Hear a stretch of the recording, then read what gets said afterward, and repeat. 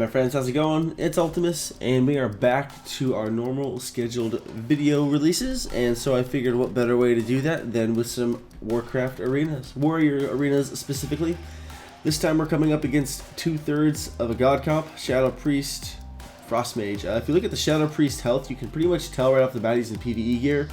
Now, our original target was the Shadow Priest anyways. He's the easy kill, and so it just further accentuates that fact. If the priest is in PvE gear, we want to kill him.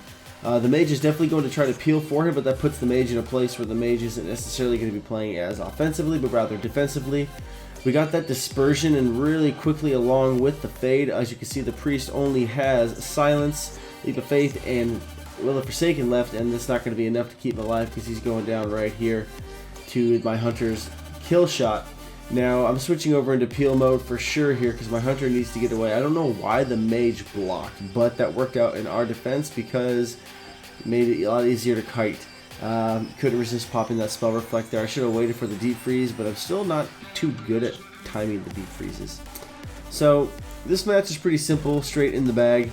I want to talk a little bit about using the group finder.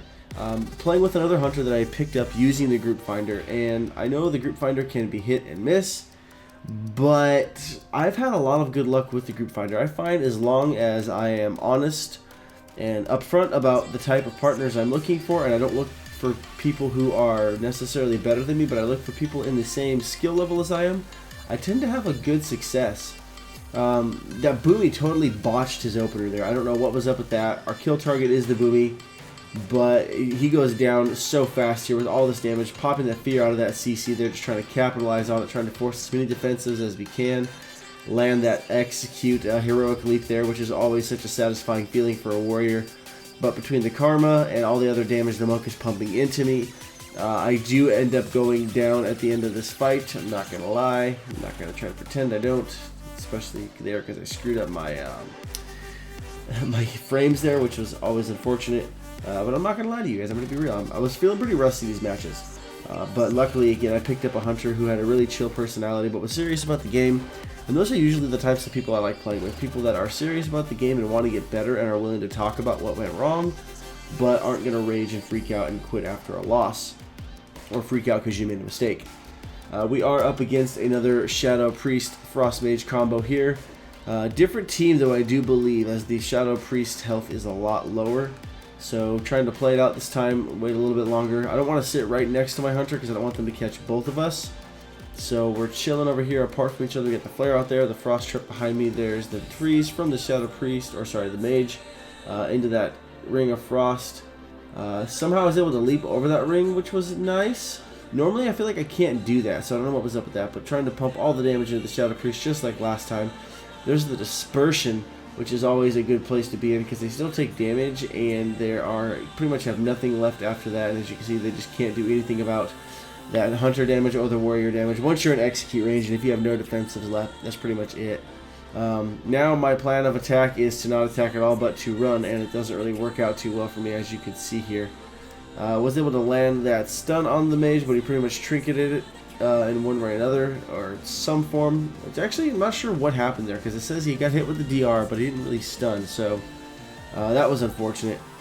But the rest of this match is pretty much handled by my hunter, and I thought it would be fun to kind of include this just so you guys could see maybe what a little bit of hunter gameplay looks like from my partner. I always like watching and following my partners around just to kind of see what they're doing, especially if I'm curious in playing that class.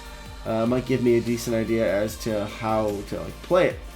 I'm not really sure why he popped Feign Death there, but there's probably a legitimate reason. I just don't play hunter, so I don't know.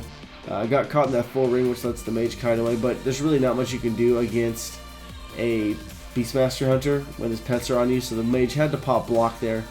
And the hunter's sitting in a good spot, obviously 100% health. Mage is barely at 240. Kane is just dropping even faster, doing the best that he can, but the Beastmaster damage is just too much. So, pretty solid match there overall. But to finish up my thought before the video ends, I would encourage you guys, if you're trying to get into PvP or you're struggling finding partners to play with consistently, use that group finder. Just either make your own groups or find people, and then don't be afraid to add them to Real ID either. There's been quite a few weeks where I've been able to reconnect with those people that I have done twos with, arenas with over the course of the season, and reconnect with them and keep doing arenas. So it's a very useful tool. At first I was very hesitant about it because I really wasn't sure, you know, how good or wasn't going to be, but it ends up being very, very useful. I run into some bad matches for sure, but just for every one bad match I feel like I get 2 good ones, so there's that. Here our cleave pressure is insane, as you can see against that Mistweaver and the Rogue.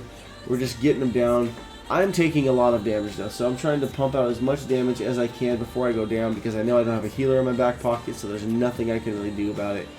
Just trying to get onto the Rogue to connect, do as much damage as the interrupt goes down. I don't get the kill though, so I do not get the victory rush. If I would have got the victory rush, I would have lived, but I did not, and that's okay because I trust my hunter. So I feel like my damage is on point, so I'm not really too worried about it. Part of twos for me at least is understanding what my role in the group is, and when I'm playing with a hunter, my entire goal is just to pretty much be the meat shield and executes, and just make sure I time my rallying cries right. But anyways guys, that's going to do it for this video, so I hope you enjoyed it. I'm glad to be back making videos for you guys, and I hope you will tune back in and look forward to what else we got coming up. So as always, thank you so much for watching, and I'll catch you next time.